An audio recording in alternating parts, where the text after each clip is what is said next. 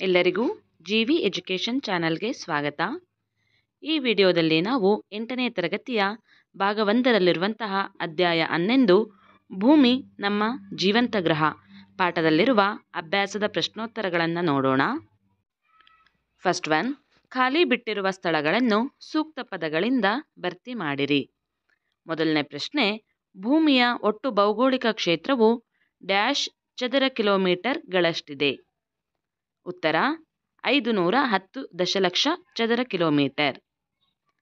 ಎರಡನೆಯ ಪ್ರಶ್ನೆ, ಭೂಮಿಯು ಡ್ಯಾಶ್ ಆಕಾರದಲ್ಲಿದೆ. ಉತ್ತರ ಭೂಮ್ಯಾಕಾರ ಅಥವಾ ಜಿಯಾಡ್. ಮುಂದಿನ ಪ್ರಶ್ನೆ, ಭೂಮಿಯ ಸಮಭಾಜಕ ವೃತ್ತ ಮತ್ತು ಧ್ರುವ ಪ್ರದೇಶಗಳ ವ್ಯಾಸವು ಡ್ಯಾಶ್ ಮತ್ತು ಡ್ಯಾಶ್ ಕಿಲೋಮೀಟರ್ಗಳು.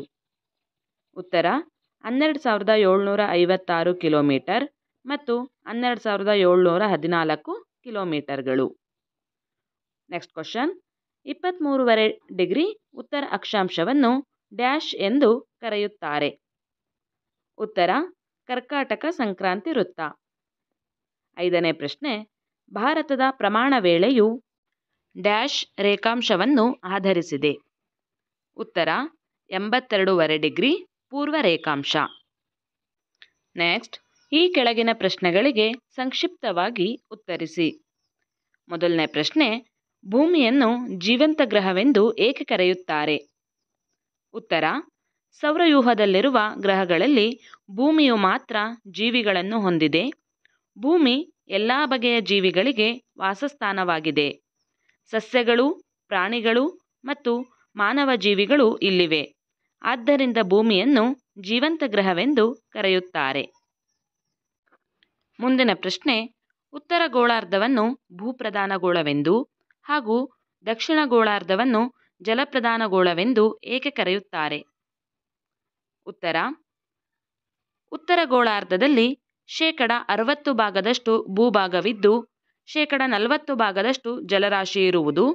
ಆದ್ದರಿಂದ ಇದನ್ನು ಭೂಪ್ರಧಾನ ಗೋಳವೆಂದೂ ಹಾಗೂ ದಕ್ಷಿಣ ಗೋಳಾರ್ಧದಲ್ಲಿ 81% ಜಲರಾಶಿ ಇದ್ದು 19% ಭಾಗ ಭೂಭಾಗವಿದೆ.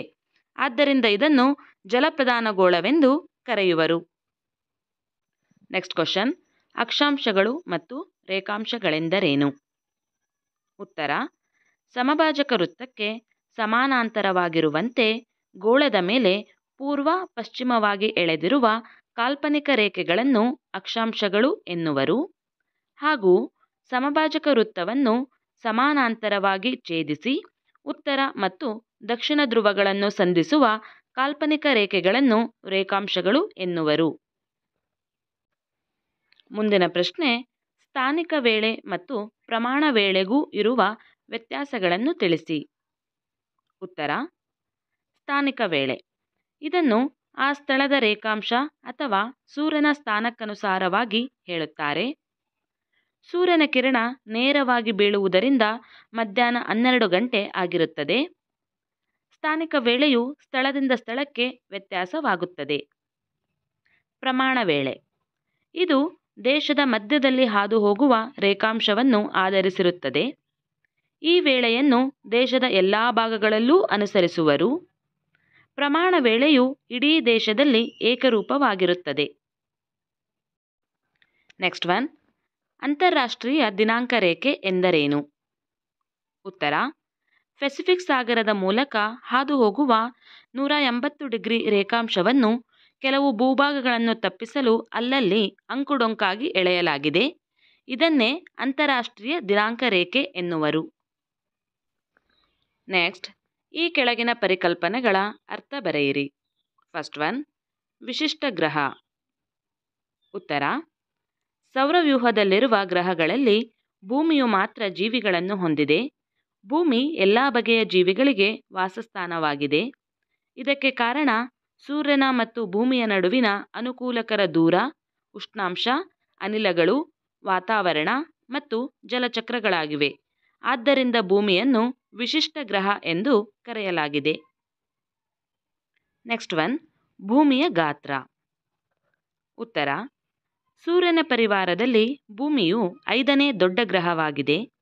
ಭೂಮಿಯ ವ್ಯಾಸವು ಚಂದ್ರನ ವ್ಯಾಸಕ್ಕಿಂತ ಸುಮಾರು 4 ಪಟ್ಟು ದೊಡ್ಡದಾಗಿದೆ. ಹಾಗೂ ಸೂರ್ಯನಿಗಿಂತ 107 ಪಟ್ಟು ಚಿಕ್ಕದಾಗಿದೆ. ಭೂಮಿಯ ಒಟ್ಟು ಭೌಗೋಳಿಕ ಕ್ಷೇತ್ರವು 510 ದಶಲಕ್ಷ ಚದರ ಕಿಲೋಮೀಟರ್ಗಳಾಗಿವೆ. Next one, ಭೂಮ್ಯಾಕಾರ.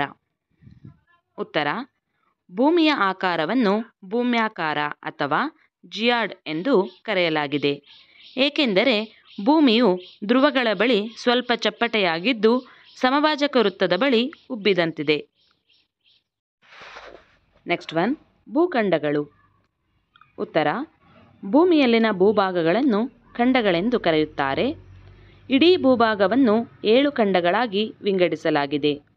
ಅವುಗಳೆಂದರೆ ಏಷ್ಯಾ, ಆಫ್ರಿಕಾ, ಉತ್ತರ ಅಮೆರಿಕಾ, ದಕ್ಷಿಣ ಅಮೆರಿಕಾ, ಅಂಟಾರ್ಕ್ಟಿಕಾ, ಯುರೋಪ್ ಮತ್ತು ಆಸ್ಟ್ರೇಲಿಯಾ. ಮುಂದಿನ ಪ್ರಶ್ನೆ, ಪ್ರಧಾನ ರೇಖಾಂಶ. ಉತ್ತರ: ಇಂಗ್ಲೆಂಡಿನ ಗ್ರೀನ್ವಿಚ್ ಮೇಲೆ ಹಾದು ಹೋಗುವ ರೇಖಾಂಶವನ್ನು ಪ್ರಧಾನ ರೇಖಾಂಶವೆಂದು ಪರಿಗಣಿಸಲಾಗಿದೆ. ಇದನ್ನು 0 ಡಿಗ್ರಿ ಎಂದು ಗುರುತಿಸಲಾಗಿದೆ. ನೆಕ್ಸ್ಟ್ ಒನ್, ಭಾರತದ ಪ್ರಮಾಣ ವೇಳೆ. ಉತ್ತರ: ಭಾರತದಲ್ಲಿ 82.5 ಡಿಗ್ರಿ ಪೂರ್ವ ರೇಖಾಂಶವನ್ನು ದೇಶದ ಮಧ್ಯದ ರೇಖಾಂಶವೆಂದು ನಿರ್ಧರಿಸಲಾಗಿದೆ. ಇದು ಉತ್ತರ ಪ್ರದೇಶ ರಾಜ್ಯದ ಪ್ರಯಾಗ್ರಾಜ್ ನಗರದ ಮೂಲಕ ಹಾದು ಹೋಗಿದೆ. ಭಾರತದ ವೇಳೆ ಈ ರೇಖಾಂಶವನ್ನು ಆಧರಿಸಿರುವುದರಿಂದ ಇದನ್ನು ಭಾರತದ ಪ್ರಮಾಣ ವೇಳೆ ಎನ್ನುವರು. ಇದಿಷ್ಟು 8ನೇ ತರಗತಿಯ ಭಾಗ 1ರಲ್ಲಿರುವಂತಹ ಅಧ್ಯಾಯ 11 ಭೂಮಿ ನಮ್ಮ ಜೀವಂತ ಗ್ರಹ ಪಾಠದಲ್ಲಿರುವ ಅಭ್ಯಾಸದ ಪ್ರಶ್ನೋತ್ತರಗಳಾಗಿವೆ. ಈ ವಿಡಿಯೋ ನಿಮಗೆ ಇಷ್ಟವಾದಲ್ಲಿ ಲೈಕ್ ಮಾಡಿ, ಶೇರ್ ಮಾಡಿ ಮತ್ತು ಇದೇ ತರಹದ ವಿಡಿಯೋಗಳಿಗಾಗಿ ನಮ್ಮ ಚಾನಲನ್ನು ಸಬ್ಸ್ಕ್ರೈಬ್ ಮಾಡಿಕೊಳ್ಳಿ. ಧನ್ಯವಾದಗಳು.